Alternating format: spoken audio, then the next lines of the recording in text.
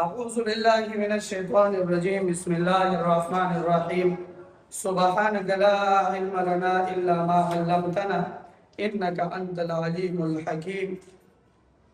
السلام علیکم ورحمۃ اللہ وبرکاتہ۔ عزیز طلباء ساتھیوں، امید ہے کہ آپ سب خیریت سے ہوں گے۔ تو بیٹا آج کا ویڈیو اور لیکچر وہ کلاس نحم کے اسلامیہ مطالعہ قرآن اور ٹاپک ہے سورۃ الفرقان، یعنی کلاس نحم ہے، مضمون مطالعہ قرآن ہے اور ٹاپک ہے سورۃ الفرقان۔ کسی بھی سورت کو جب ہم پڑھتے ہیں، صرف سورہ فرقان نہیں، کسی بھی سورت کو آپ اٹھا لیں تو بیٹا اس کا حاصلات تعلم کا جاننا انتہائی لازم اور ضروری ہے۔ سمجھ آئی بات؟ جس طرح کے ہر ویڈیو میں ہم نے کیا ہے، ان میں پہلا حاصلات تعلم میں پہلا تعارف سورت۔ اب چونکہ آج کا ویڈیو بھی کس چیز پر ہے؟ تعارف سورت پر ہے، لیکن ہم سورۃ الفرقان کے حاصلات تعلم اجمالاً پڑھیں گے۔ پہلا تعارف سورت پڑھیں گے، دوسرا ترجمہ اور تشریح، تیسرا اس سے حاصل ہونے والی تعلیمات کو اپنی عملی زندگی میں لانا، اور تیسرا ہے چوتھا ہے دوسروں تک پہنچانا۔ ترجمہ اور تشریح یہ دوسرا ہے، تیسرا جو تعلیمات اس سے حاصل ہو جائے، جیسے کہ آپ کے علم میں ہے کہ کسی بھی مضمون کو جب آپ سیکھ لیں تو اس کے کچھ خارجی فوائد ہیں۔ اب ہم کیمسٹری کیوں پڑھتے ہیں، کیوں حاصل کرتے ہیں، کیوں سیکھتے ہیں، تو اس کا مقصد اور فائدہ الگ ہے، لیکن مطالعہ قرآن کا مقصد اور فائدہ الگ ہے۔ وہ یہ ہے کہ جب ہم اس کو سیکھ لیں تو اس سے حاصل ہونے والے تعلیمات کو اپنے عملی زندگی میں لائیں، یعنی اس کے مطابق اپنا عقیدہ، نظریات، خیالات یہ بھی بنائیں اور اسی طرح عمل بھی اسی تعلیمات کے مطابق بنائیں۔ اور چوتھا ہے دوسروں تک پہنچانا۔ تو حاصلات تعلم ہمارے پاس چار ہوئے، پہلا تعارف سورت، دوسرا ترجمہ و تشریح، تیسرا اس سے حاصل ہونے والے تعلیمات کو اپنی عملی زندگی میں لانا، اور چوتھا ہے دوسروں تک پہنچانا۔ اب آتے ہیں تعارف کی طرف۔ اب تعارف میں کتنی چیزیں ہیں تو آپ کے ذہن میں ہونی چاہیے کہ تعارف یہ چند چیزوں پر مشتمل ہے۔ پہلا، یہ سورت مکی ہے یا مدنی؟ اس سورت میں کل کتنی آیات مبارکہ ہیں، رکوعات کل کتنے ہیں، مین جس کو ہم اسلو کہتے ہیں، اس کے مرکزی مضامین وہ کیا ہے، کتنی چیزوں پر مشتمل ہے، اس کے نام، ٹاپک، یہ تمام تر چیزیں مرکزی مضامین میں آپ کو ملیں گے۔ اور یہ بالکل اس سورت کا مغز ہے، وہ مغز جو تعلیمات کی صورت میں، ترجمہ و تشریح کی صورت میں اس صورت کے اندر ذکر ہے۔ تو یہ اس صورت کے مرکزی مضامین اور پرچہ اسی اعتبار سے آتا ہے۔ اسی طرح اس کی وجہ تسمیہ، اس کو یہ نام کیوں دیا گیا؟ جس طرح سورہ بقرہ کا اپنا نام ہے، سورہ نساء کا اپنا نام ہے، انفال وغیرہ، یہ تمام تر نامیں موجود ہیں، اور ہر نام کے لیے کوئی نہ کوئی وجہ ہے جس کو ہم وجہ تسمیہ کہتے ہیں۔ اب چونکہ سورۃ الفرقان پڑھتے ہیں تو اس کی وجہ تسمیہ جانیں گے، اور اس کے بعد شان نزول۔ تو بیٹا شروع کرتے ہیں تعارف۔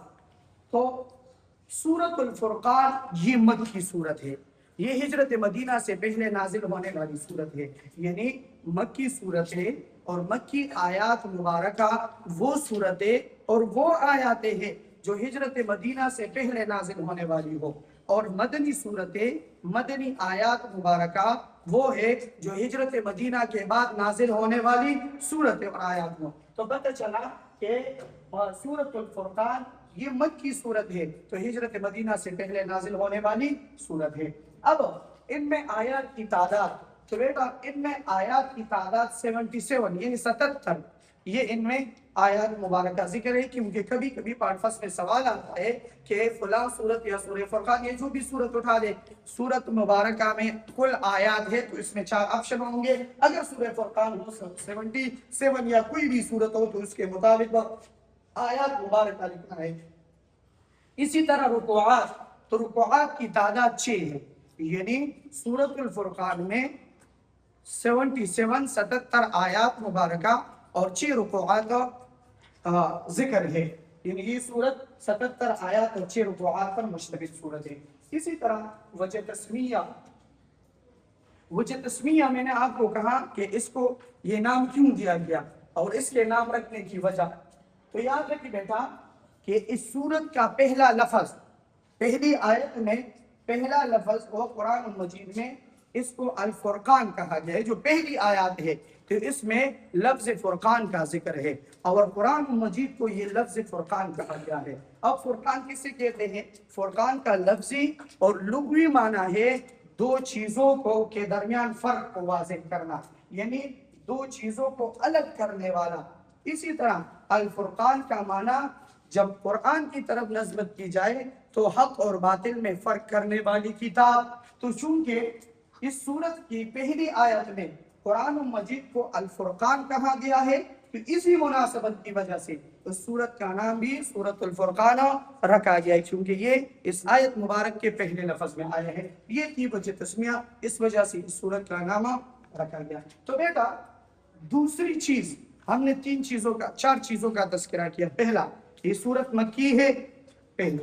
دوسرا، اس میں کل آیات مبارکہ 77، اسی طرح کل رکوعات 6، اور اس کے علاوہ وجہ تسمیہ۔ تو پانچویں چیز ہمارے پاس ہے مرکزی مضامین۔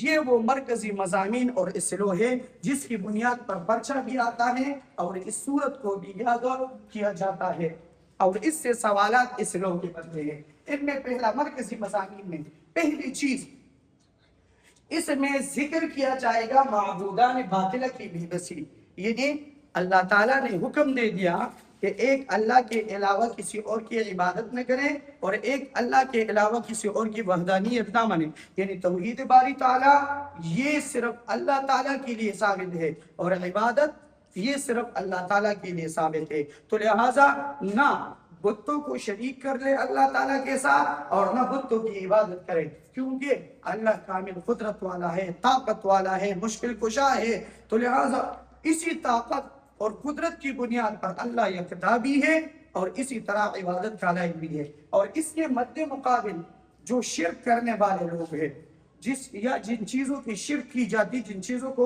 شریک کیا جاتا ہے، تو وہ بے بس ہے۔ کیوں؟ کیونکہ وہ خود اپنے آپ سے مکھی بھی نہیں اٹھا سکتا، وہ بات نہیں کر سکتا، نہ سن سکتے ہیں، تو کس طرح؟ تو اسی طرح معبودان باطلہ کی بے بسی پر بحث کیا جائے گا۔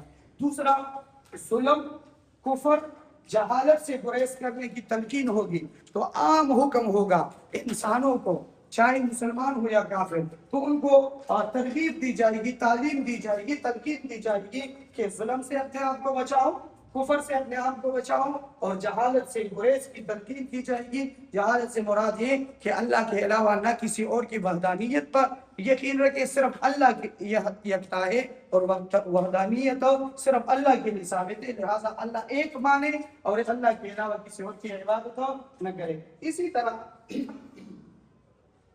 وہ لوگ جن لوگوں نے حق کو جھٹلایا اور رسول اللہ صلی اللہ علیہ وسلم کے تعلیمات سے انکار کر دیا، تو حق سے منہ موڑنے والوں کا انجام میں اہل مکہ کے لیے تنبیہ۔ تو ان لوگوں کے لیے تنبیہ جن لوگوں نے انکار کیا، اب ان لوگوں کے انجام کا تذکرہ کیا جائے گا، اور اسی طرح پچھلے اقوام کا تذکرہ کیا جائے گا، اور ان میں اہل مکہ والوں کے لیے تعلیمات ہوں گے کہ جس طرح اللہ تعالیٰ نے ان لوگوں کو ہلاک کیا، اسی طرح اللہ تعالیٰ آپ کو بھی ہلاک کر سکتے ہیں اگر آپ اپنے کاموں سے باز نہ آئے۔ اگر آئے تو نجات آپ کا مقدر ہوگا۔ اسی طرح چوتھے نمبر پر ہے اللہ تعالیٰ کی بے شمار نعمتیں اور قدرتوں کا بیان۔ تو اللہ تعالیٰ کے قدرتوں کا بحث ہوگا، کیونکہ مکی صورتوں میں اکثر عقائد کا تذکرہ ہے، عقید توحید کا، عقید رسالت کا، عقید آخرت کا، اور جس طرح کہ میں نے آپ کو بیان کیا ہے، آپ کے سامنے یہ بات واضح کر دی ہے کہ جب بھی اللہ تعالیٰ کے وجود کے لیے اور اللہ تعالیٰ کے قدرت کے لیے دلائل ذکر کیے جائیں گے تو وہ قدرت باری تعالیٰ کے ساتھ ذکر کیے جائیں، یعنی اللہ تعالیٰ کی قدرت ہے، اللہ تعالیٰ کی وحدانیت کی بھی دلیل ہے، اور اللہ تعالیٰ کے وجود کی بھی دلیل ہے، کیونکہ اتنا بڑا کائنات خود بخود نہیں بن سکتا، اس کے پیچھے ایک طاقت ذات ہے جو کہ اللہ ہے۔